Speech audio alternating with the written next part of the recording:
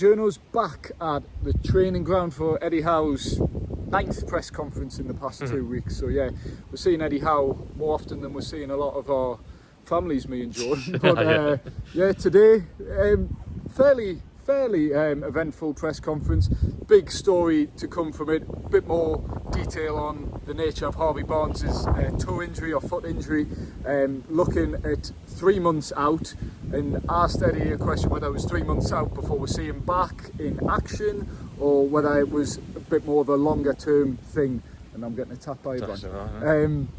But Eddie Howe said 3 months and back in training, so we're basically ruling out Harvey Barnes till 2024 unless he makes a particularly speedy recovery or a better than expected recovery. So that was the big takeaway. But Jordan, as well, a lot more injury concerns for Eddie Howe going into Saturday's 3 p.m. kickoff, rare 3 p.m. kickoff against Burnley at St James's Park.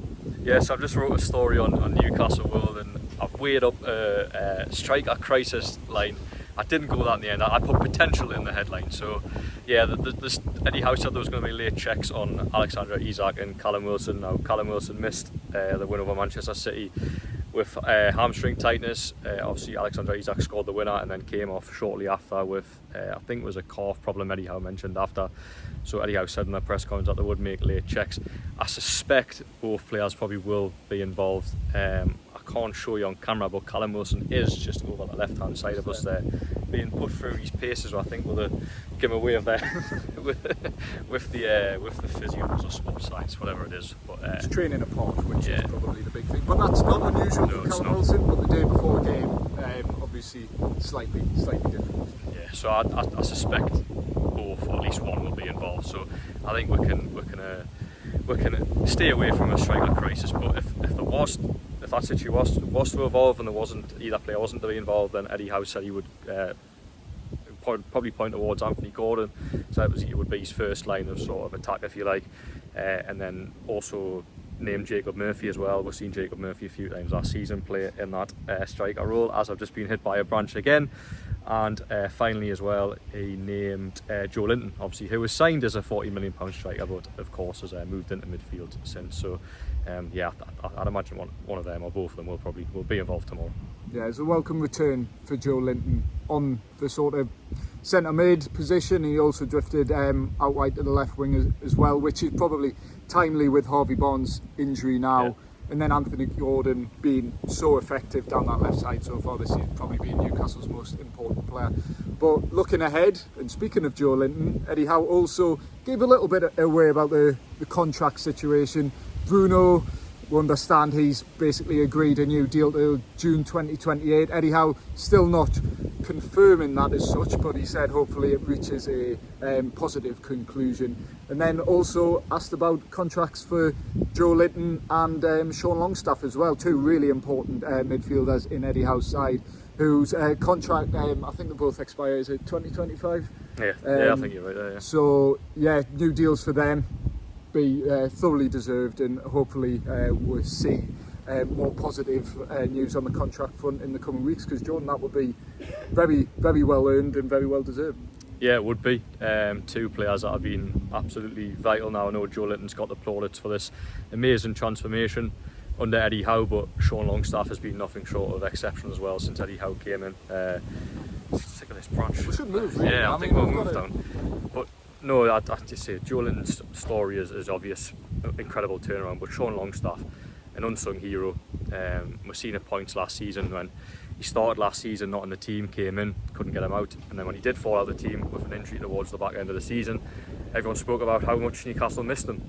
And it was the same situation this time round as well. Didn't play on the team at the start of the season, came back in, and it coincided with an unbeaten run of 3 matches. Now he didn't play against Man City, rested for that one, deservedly rested because of how much energy he puts into games. But yeah, the two crucial players, them two, particularly Sean Longstaff. I think you can probably look at his ability on the ball, etc., and you may criticise in that area, but there's not many players better in this division in terms of energy and the amount of physical endurance he gives to a game. So yeah, fully deserved if they do get new contracts.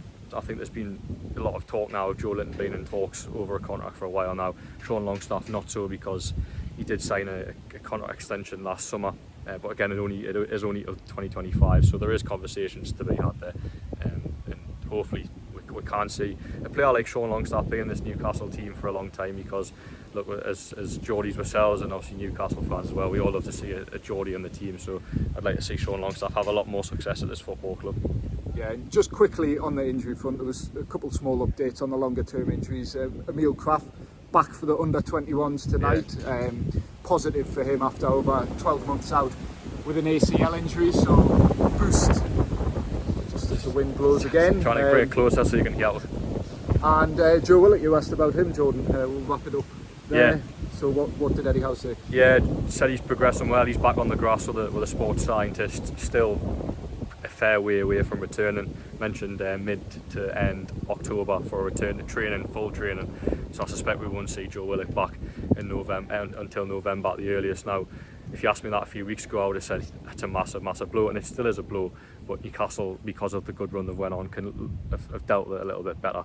They did really struggle in the opening part of the season, with that Brighton game, for example, when Joe Willock was ruled out for 6 weeks after that game. And it was in such a difficult period for Newcastle where they weren't winning games. They didn't look like winning games. And you point at Joe Willock and you think, oh God, they really need him back. But they found a bit of form now, and I guess that shows how fickle I am in football. Is the fact that 2 weeks I can go from changing my opinion that they do need Joe Willock back, but it isn't a pressing matter as such. So Eddie Howe said they won't rush him back, which is important because obviously he had a hamstring injury and then picked up an Achilles injury on the back of that as well. So he does need to be managed back in, and when he comes back, he will potentially face a bit of a battle to get back in the team if the midfield continues to perform the way it is.